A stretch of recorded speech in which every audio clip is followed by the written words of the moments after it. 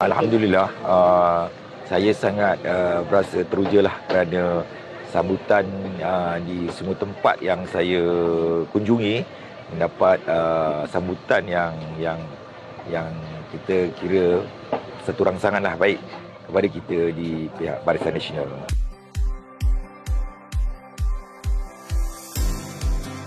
Hari ketiga kempen PRK Don Air Kuning menyaksikan calon Barisan Nasional Dr. Muhammad Yusri Bakir terus menerima tonik sokongan positif dari pengundi setempat.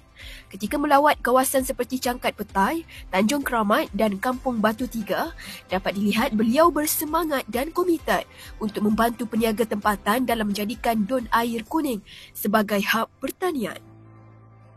Kita perlu menyediakan kita rasa prasarana dan sebagainya lah, dan kita akan sentiasa berusaha lah.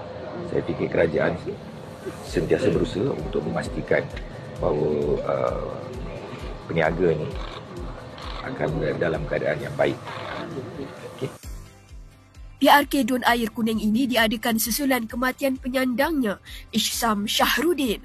Ia menyaksikan pertandingan 3 penjuru antara calon PN, Perikatan Nasional dan Parti Sosialis Malaysia, PSM.